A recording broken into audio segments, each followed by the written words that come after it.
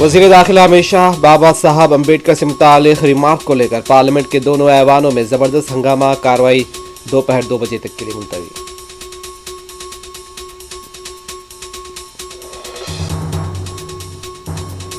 अमित शाह के रिमार्क पर पार्लियामेंट के अहाते में भी अपोजिशन का एहतजाज, माफी मांगने का मुतालबा।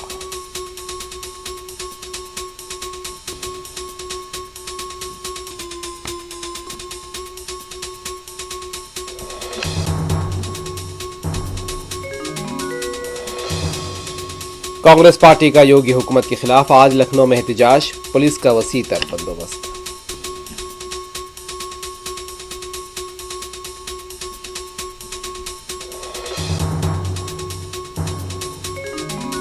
ऑटो ड्राइवर्स के मसाइल को लेकर तेलंगाना असेंबली के अहाते में बीआरएस पार्टी का एहतजाज और नारेबाजी।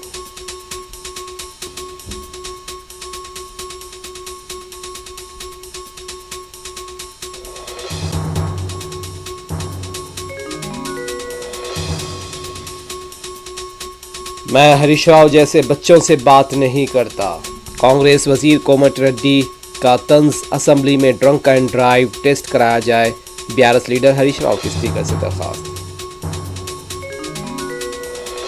Brisbane cricket test match draw, दूसरे इनिंग्स में हिंदुस्तानी बॉलर्स की बेहतरीन गेंदबाजी, स्पिनर रविचंद्रन अश्विन ने रिटायरमेंट का किया ऐलान।